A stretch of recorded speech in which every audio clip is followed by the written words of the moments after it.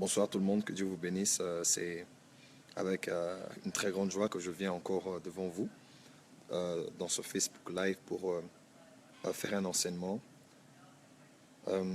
J'ai pris mon avion aujourd'hui pour Nairobi pour Kinshasa. Et là, je suis au lunch de Kenya Airways. Et lorsque j'étais dans l'avion, mon protocole, Patcar va me dire toujours, Papa, il semble que tu es toujours très inspiré quand tu es dans l'avion. Je lui fais toujours la blague pour lui dire, bon, le boss n'est pas très loin de moi. Et quand je suis dans l'avion, en général, j'ai beaucoup de mes messages dans l'avion, les assemblées générales des sentinelles, plusieurs prédications que j'ai prêchées qui ont béni le corps de Christ. Je les ai reçues au fait dans l'avion. Et pendant que j'étais dans l'avion en train de prier et de dormir, j'ai commencé à recevoir un téléchargement. Et Dieu a commencé à me parler sur une dimension du ministère prophétique que l'on appelle les prophètes songeurs. Alors c'était tellement fort, je suis avec Daniel, alors qu'on passait tout ce qu'il y a comme formalité. Je lui ai dit, fils, le Saint-Esprit est en train de me parler et c'est très fort dans mon esprit. Alors, j'aimerais partager avec vous et je sens une forte onction de l'Esprit pendant que je vais partager ces choses. Et je crois que Dieu bénira tous ceux qui ont des ministères prophétiques ou bien tous ceux qui opèrent dans le prophétique. Parce que tout prophète est prophétique, mais tout ce qui est dans un courant prophétique n'est pas forcément prophète. Voyez-vous, les 70 prophétisés, après avoir reçu l'Esprit en portion qu'il y avait sur Moïse. Mais Moïse était le prophète, mais tous n'étaient pas les prophètes. Il y a une différence entre expérimenter le prophétique et être prophète. Et c'est deux choses totalement différentes. Alors, ce soir, j'aimerais parler sur les prophètes songeurs. Alors, je vous souhaite tous la bienvenue dans cette vidéo et je crois que le Saint-Esprit nous donnera de recevoir de grandes révélations qui vont vous emmener à un niveau supérieur de la découverte, que dis-je, de la redécouverte du ministère prophétique. Quand on ne voit mon fils Emmanuel Kazadi, le prophète qui sera bientôt en France, ça va être très fort cette année. Quand on ne voit mon fils, le pasteur Polydor Saïdi, qui est aux États-Unis, avec ma fille, soyez bénie, et à tous les hommes de Dieu qui sont là. J'ai même vu le prophète Narcisse Bochab, je crois qu'il est toujours en ligne. Que Dieu le bénisse là où il est actuellement en France.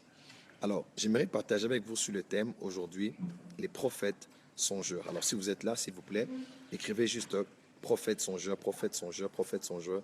Je vois mon fils Gracien Idikaï qui est là. Tapez juste prophète songeur. Comme ça, je sais que vous êtes déjà en train de me suivre et qu'on est tous connectés. D'accord. J'attends de voir ça, prophète songeur. Comme ça, je sais qu'on est tous connectés et je peux finalement commencer.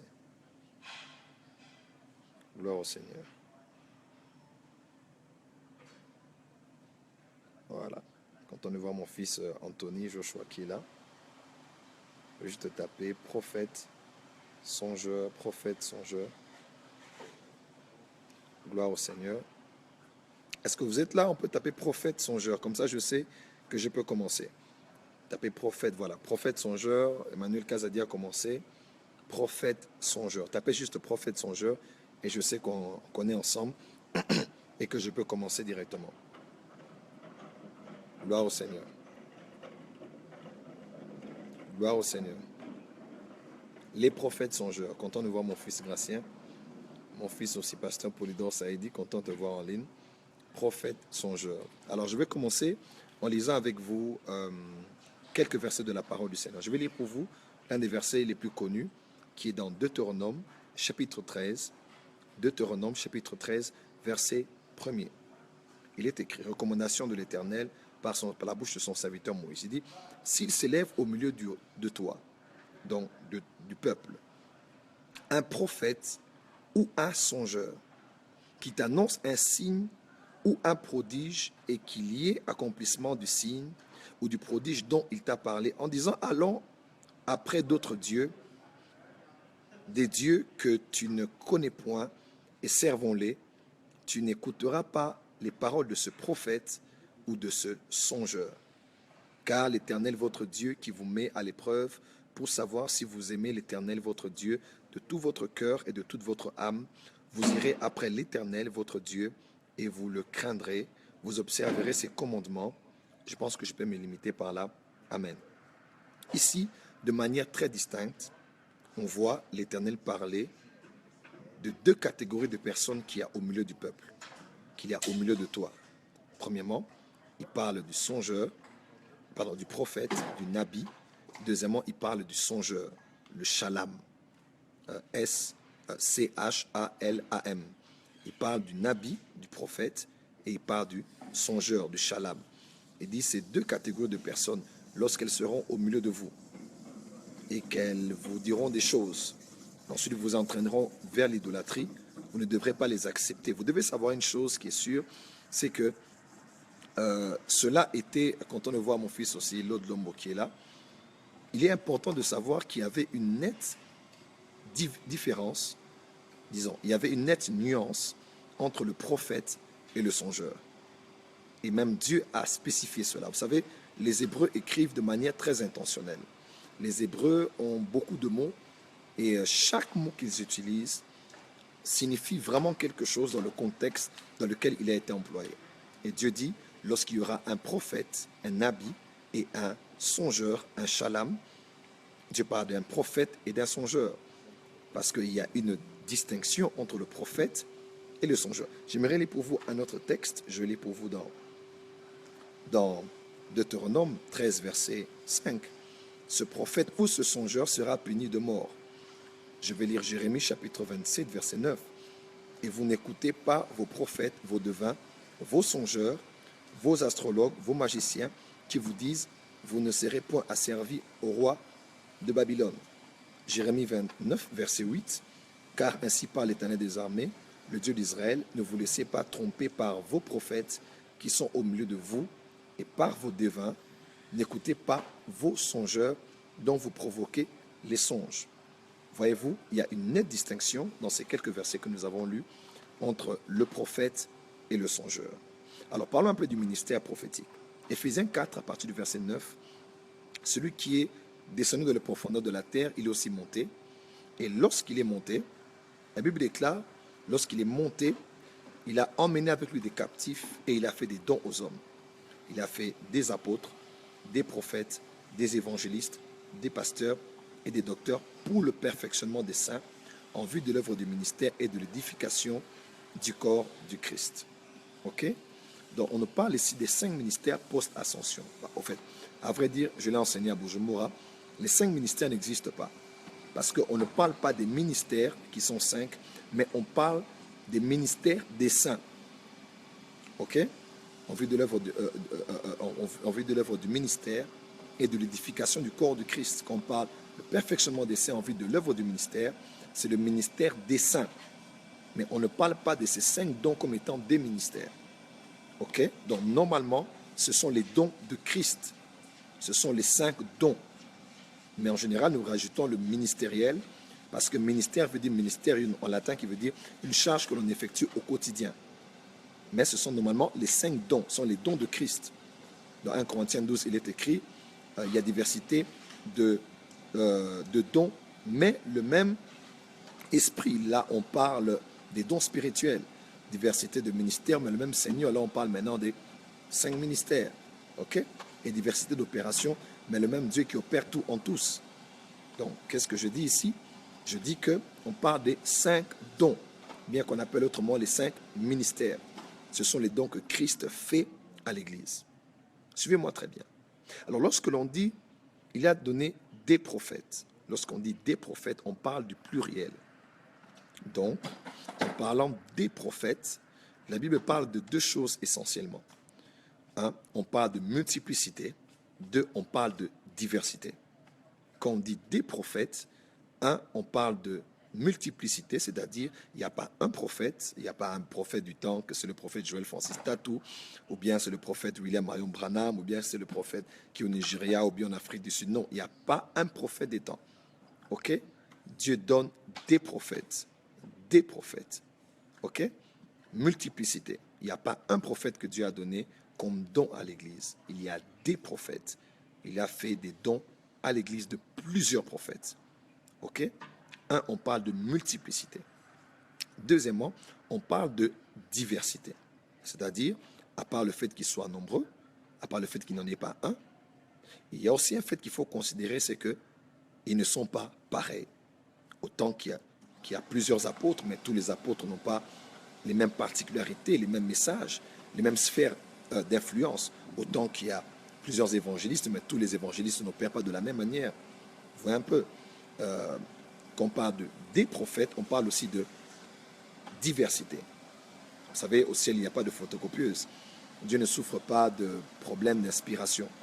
Dieu a plusieurs images, plusieurs... Vous savez qu'il y a plus de 70 000 chants qui sont composés par jour. 70 000 chants composés par jour. Imaginez-vous le nombre de mélodies que vous avez entendues depuis que vous êtes né.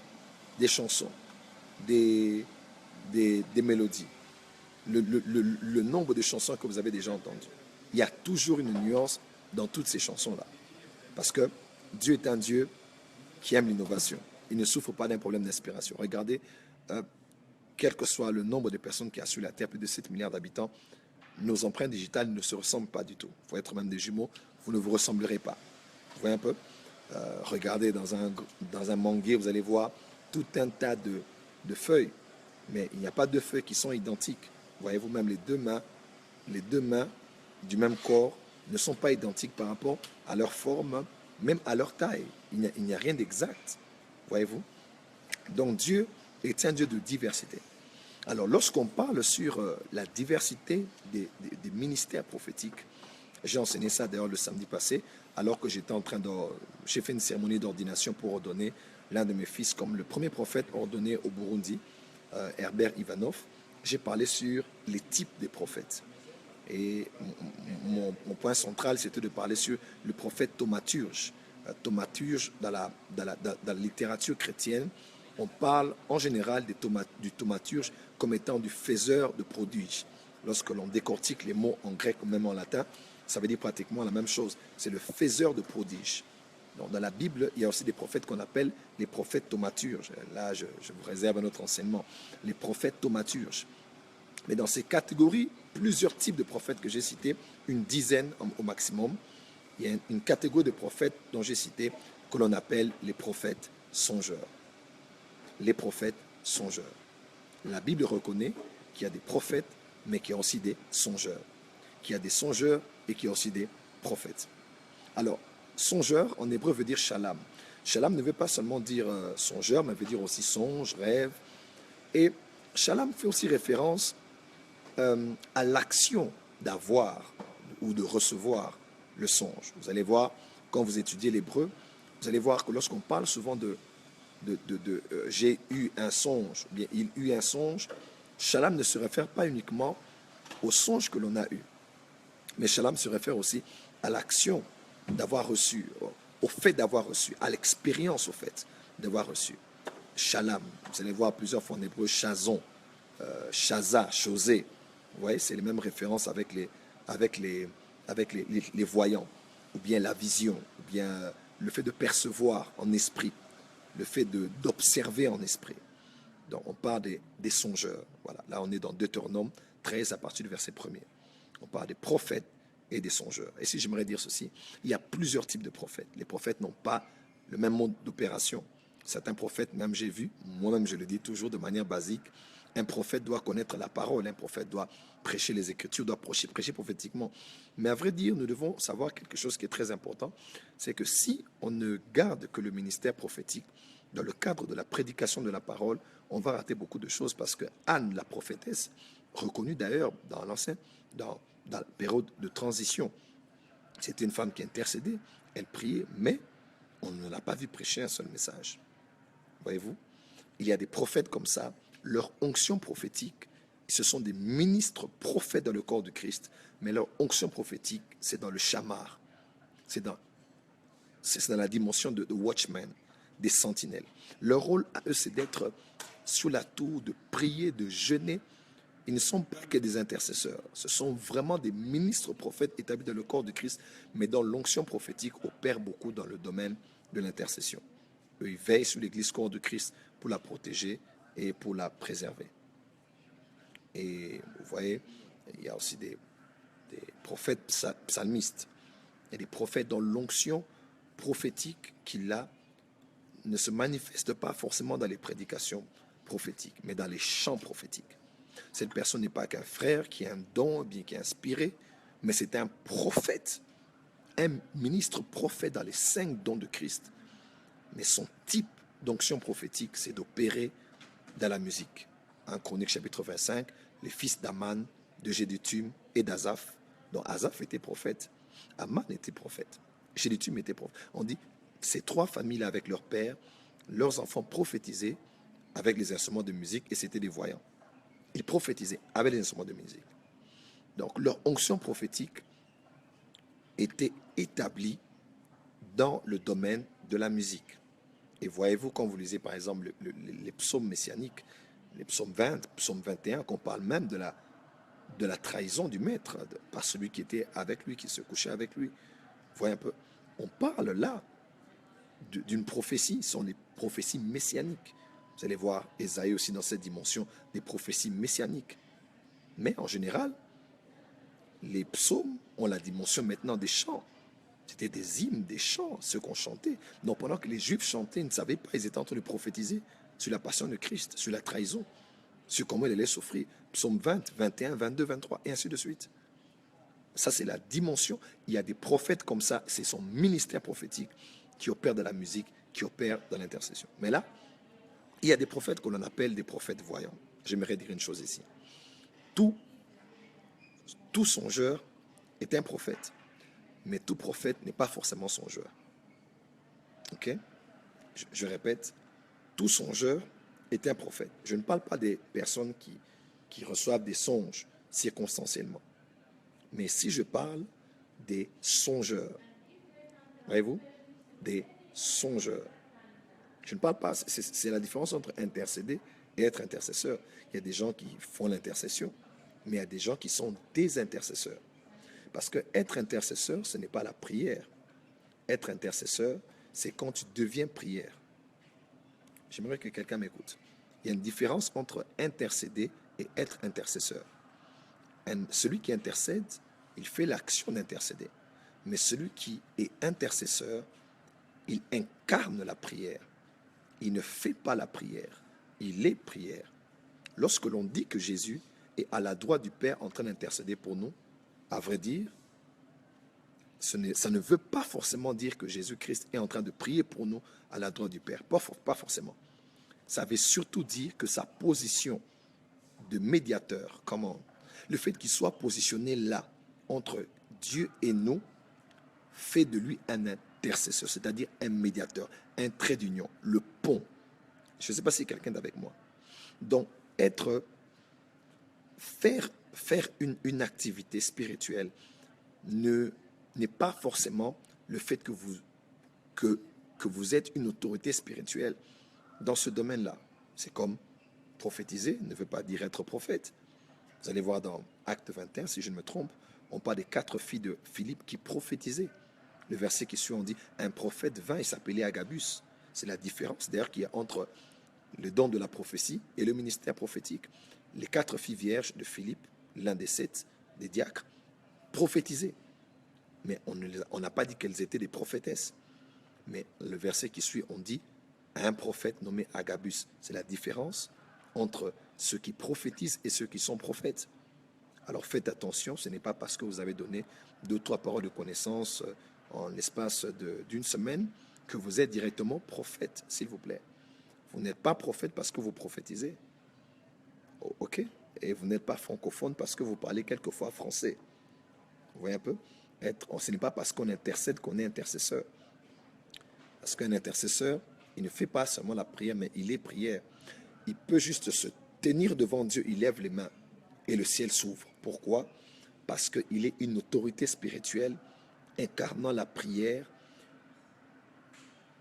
de laquelle sort le parfum qui monte dans la présence de Dieu. Voyez-vous, tout songeur est un prophète, mais tout prophète n'est pas forcément songeur. Il y a de ces prophètes qui sont songeurs. Qui est un songeur? Un songeur est un prophète, est une dimension du ministère prophétique dans laquelle la majeure partie des révélations prophétiques que l'on a, on a cela dans le domaine des songes. Qui est un songeur? C'est un prophète à qui Dieu parle en général en passant par la voie des songes pour lui communiquer sa pensée. À l'instar d'un prophète qui s'appelle Daniel. L'Éternel est juste, l'Éternel est mon juge. Daniel. Le 3/4 des paroles prophétiques que Daniel a eu à voir, il ne les a pas eues en étant éveillé. À part la vision de Daniel, chapitre 10, on ne précise pas que c'était un songe. Il avait les yeux ouverts et il a eu une vision. Une vision ouverte. Et Dieu a commencé à lui parler de beaucoup de choses. Mais quand vous lisez Daniel chapitre 2, vous le voyez, révélé par la miséricorde de Dieu, comme il a su bien le dire, il a révélé le songe caché du roi. 2, il a même donné l'interprétation de cela. Deuxièmement, Daniel chapitre 4, vous allez voir, on parle de Daniel qui parle du songe et qui explique le songe. Ok? Parce qu'on dit que Daniel avait la faculté d'interpréter toutes les visions et tous les songes. Troisièmement, dans Daniel 5, Daniel avait la capacité, il avait des lumières, il pouvait expliquer toutes les questions difficiles. Et le roi a eu à voir un doigt qui écrivait sur le mur en face du chandelier. Et ça, c'est un langage prophétique. Il a pu expliquer ce que voulait dire le langage du doigt sur le mur. Dans Daniel chapitre 7, verset 1, on voit maintenant que les songes commencent. Lui-même, il est endormi et il voit des choses. Il voit les 4 vents. Il voit beaucoup de choses qui ont trait au temps de la fin. Il voit le léopard qui est l'image d'Alexandre le Grand. Il voit plusieurs animaux. Et Daniel a inauguré la série des livres prophétiques ou bien apocalyptiques. Excusez-moi, apocalyptiques. Dans le livre apocalyptique, vous avez le livre de Daniel, de Zacharie et d'Apocalypse. Et d'ailleurs, pour mieux comprendre Daniel, il faut continuer avec Apocalypse. Et pour avoir une vue globale d'Apocalypse, il faut avoir lu le livre apocalyptique que l'on appelle le livre de Daniel. Là, d'ailleurs, il a tenu, scellé certaines choses qui devaient être révélées dans les temps de la fin, dans les temps dans lesquels nous sommes. Vous allez voir, par exemple, dans Daniel chapitre 12, là, il explique, Daniel 11, 12, il parle même de la bête. Il parle de la bête, il parle du règne des 10 rois, de ces 10 rois qui formeront le contexte dans lequel la bête sortira. Il a vu le millénium, il a vu le Seigneur revenir sur son trône, il a vu beaucoup de choses. Vous avez Daniel chapitre 8, à partir du verset 1er, il a encore des visions. C'était des songes. Alors, un songeur est un prophète à qui Dieu parle en général par les songes. Vous pouvez prier comme ça, il ne voit rien d'intéressant. Vous pouvez prier, il prêche et il prophétise même, mais le grand lot, la majeure partie des révélations prophétiques que Dieu le donne, il le reçoit par des songes. Les songes, j'ai enseigné sur les songes récemment, vous pourrez voir les vidéos sur YouTube. C'est un prophète à qui Dieu parle en général par les songes.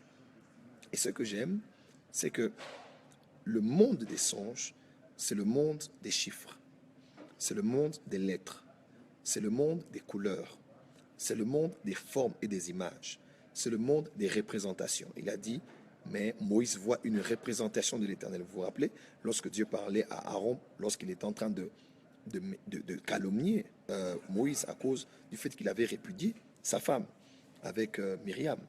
Dieu dit, il voit une représentation de l'Éternel.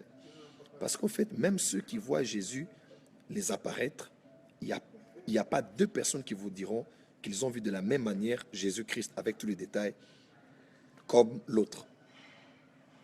Jean a eu à voir Jésus dans Apocalypse chapitre 1er, mais personne, je ne prétends pas cela, mais par expérience, vous ne verrez pas quelqu'un vous dire « J'ai vu Jésus exactement comme Jean avait vu ». Bizarrement, les gens voient Jésus, certains le voient grand, d'autres le voient petit, d'autres le voient habillé en blanc, d'autres le voient habillé en rouge, d'autres le voient en cramoisi, d'autres voient Jésus avec d'autres yeux, d'autres vont te dire j'ai vu Jésus avec des yeux bleus, l'autre va te dire j'ai vu Jésus, ses yeux je ne pouvais pas voir, c'était comme du feu. Pourquoi? Parce que toutes ces personnes qui ont les apparitions de Jésus, même des anges, ont ce qu'on appelle les représentations de l'Éternel. Voilà. Ils ont ce qu'on appelle les représentations de l'Éternel. C'est Dieu qui apparaît à ces personnes, mais sous différentes formes. Vous allez voir après la résurrection de Christ, il est apparu à beaucoup de gens. Et je peux vous assurer qu'ils n'ont pas vu, ils n'ont pas tous vu le Seigneur de la même manière. Et d'ailleurs, il avançait avec les disciples à Emmaüs. Ils avançaient avec lui. Mais comment n'ont-ils pas pu savoir que c'était le Maître? Réfléchissez un peu avec moi sur les choses spirituelles. Certainement que c'était une autre représentation de l'Éternel. Parce que c'était lui. Il avait vu, ils ont été avec lui quand même 3 ans. C'est pas possible de pouvoir l'oublier aussitôt. Vous voyez? Il y a ce qu'on appelle les représentations de l'Éternel. C'est-à-dire qu'on peut tous deux avoir vu Jésus la même nuit, mais on n'aura pas vu le même Jésus représenté de la même manière. Parce qu'en général, il y a ce qu'on appelle les représentations de l'Éternel. Et Dieu envoie des visions, des représentations de l'Éternel avec une spécificité du message qu'il veut communiquer à celui qui reçoit la vision, ou l'apparition, ou la visitation. Ok? Alors, il y a ce qu'on appelle les prophètes songeurs. Ce sont les prophètes qui ont des visions nocturnes. Ce sont les prophètes qui voient pendant qu'ils dorment.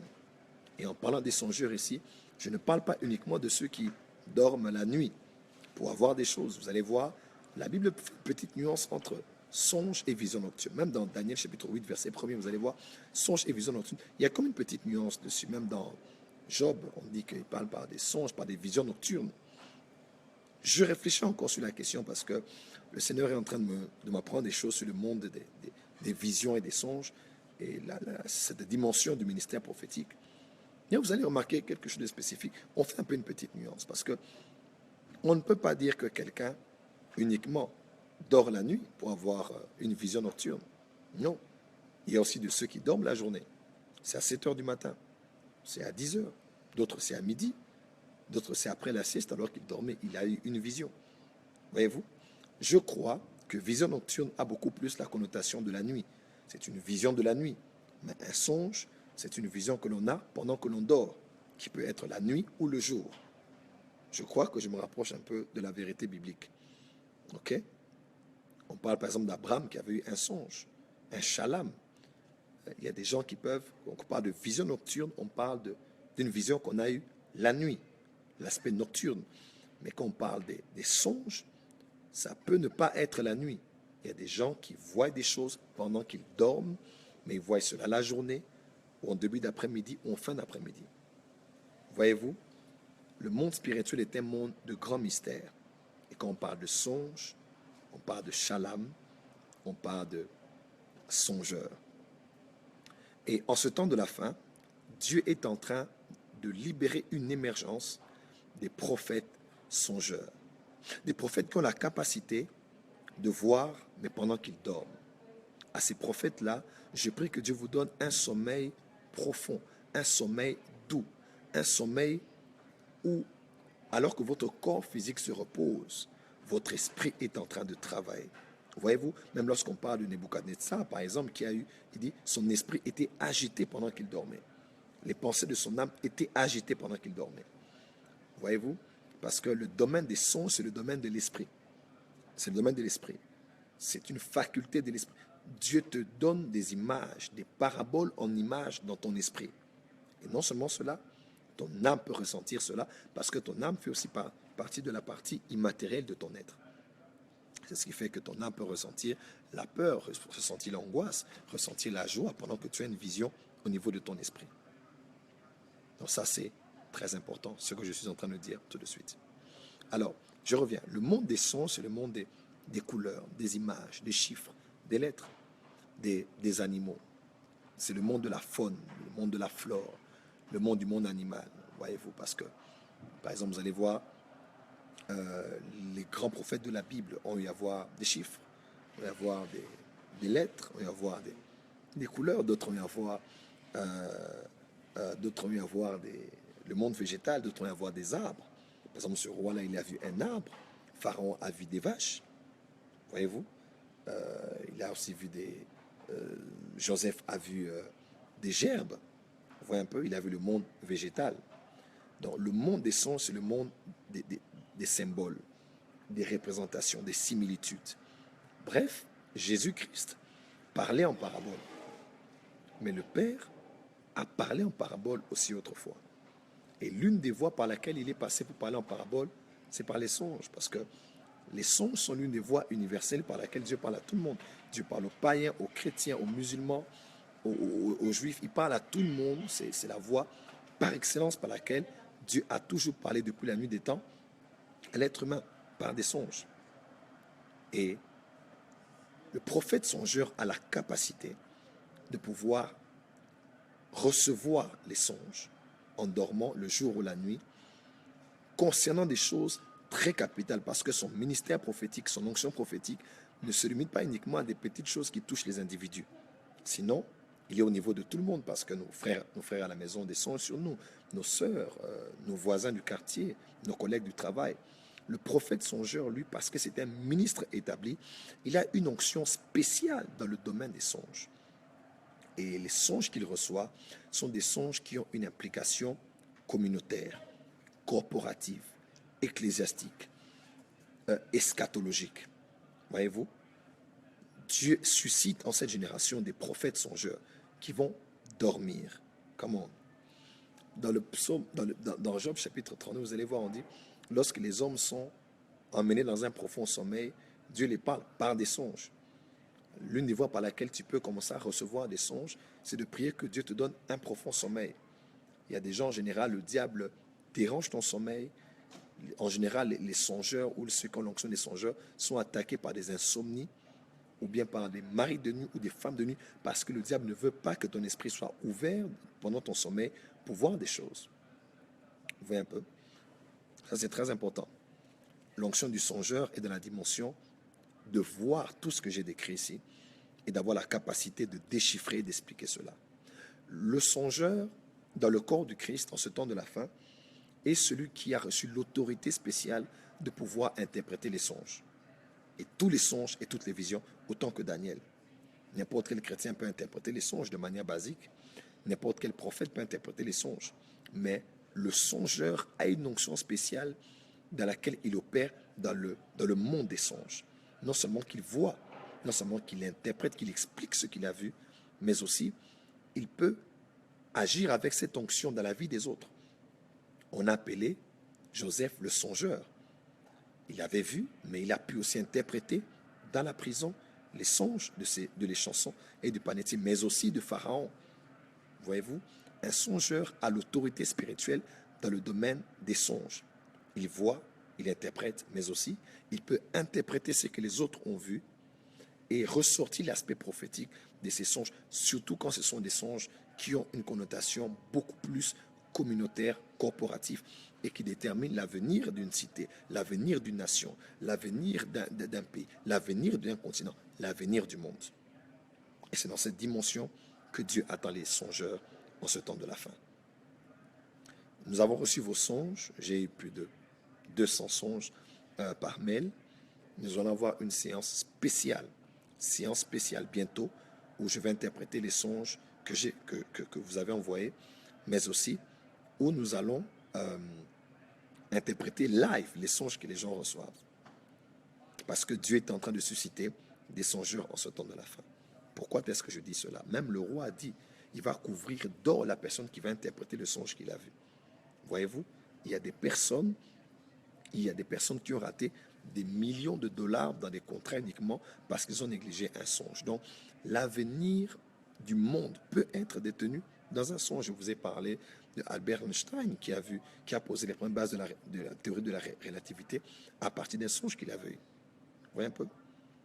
La personne qui a innové dans le domaine des machines à coudre, il a vu la machine à coudre dans un songe. Abraham Lincoln a vu sa mort dans un songe. Je ne peux pas vous parler du nombre de personnes dans le monde. Colgate, par exemple. Colgate, la pâte à dentifrice Colgate, a eu à voir cela dans un songe. C'est un bon chrétien qui payait la dîme, qui était fidèle à Dieu. Mais c'est dans un songe qu'il a eu à voir cela. Vous voyez? Donc, le domaine des songes est tellement important que Dieu a décidé, dans les différents types de prophètes, de susciter une catégorie des prophètes qui ont la capacité de déchiffrer, de décoder, d'ouvrir, de dévoiler, Apocalypse, de dévoiler au fait les mystères que Dieu a enfouis dans les images que son peuple a eu à voir, même ceux qui ne sont pas de son peuple ont eu à voir concernant des choses très importantes qui influencent l'avenir du monde. Donc, je vais clôturer pour ce soir en disant ceci. Dieu suscite des prophètes songeurs en sortant de la fin.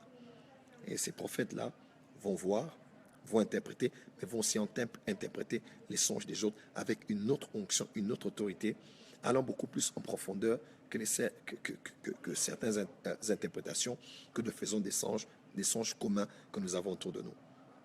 Père, je prie dans le nom de Jésus-Christ que les prophètes songeurs se lèvent en ce temps de la fin et que ta gloire éclate au travers d'eux pour qu'ils voient et interprètent, mais aussi qu'ils aient la capacité d'interpréter ce que les autres voient, car l'avenir du monde et de l'Église et de nos destinées, de couple des serviteurs de Dieu, des églises, de beaucoup de choses importantes, dépendent essentiellement de ceux qu'ils voient et de ceux qu'ils vont interpréter.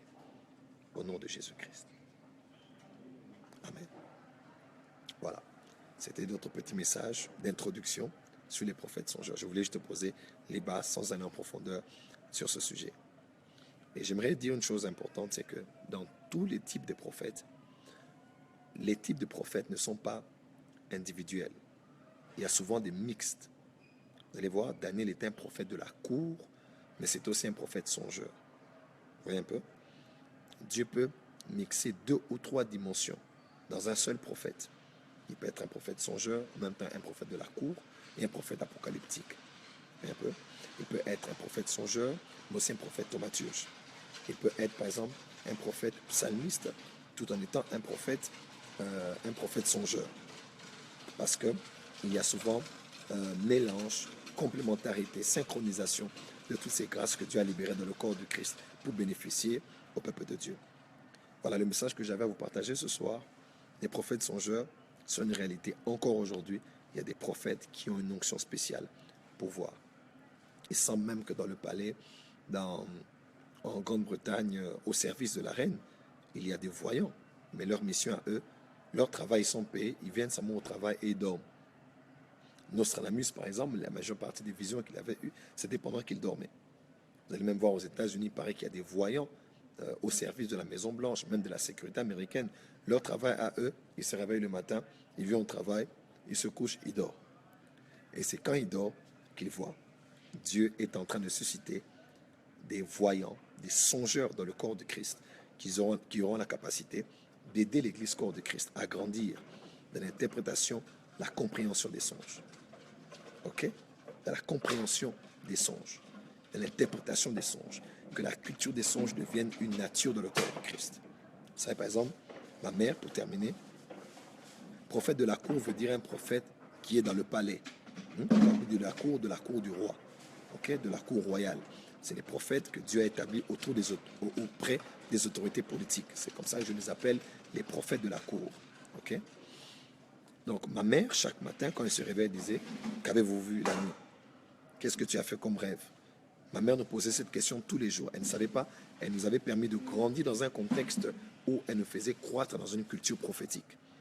Donc, de savoir que Dieu parle la nuit, tu ne peux pas dormir toujours et ne rien voir, mais aussi, nous devons comprendre qu'est-ce que Dieu veut nous dire par ce que tu as vu. Et je prie que les parents d'aujourd'hui aient cette capacité d'élever les enfants dans une culture prophétique pour qu'ils sachent discerner la voix de Dieu depuis que ce sont des petits par les songes qu'ils reçoivent. Soyez bénis. Je suis ce week-end à Bangalore. Je travaille à l'église AG-Bethel de leur extension, mais je prêche à la grande assemblée qui est la plus grande église de Bangalore où je vais avoir à prêcher le 3 et le 4 février de cette année. Je viens de Bujumbura. Dieu s'est glorifié, je bénis son nom. Et là, je vais en Inde en passant par Kinshasa. Merci de prier pour moi et de me soutenir autant que je prie pour vous. Soyez bénis. Au nom précieux et merveilleux de Jésus-Christ. Je vous ai ainsi béni. Amen.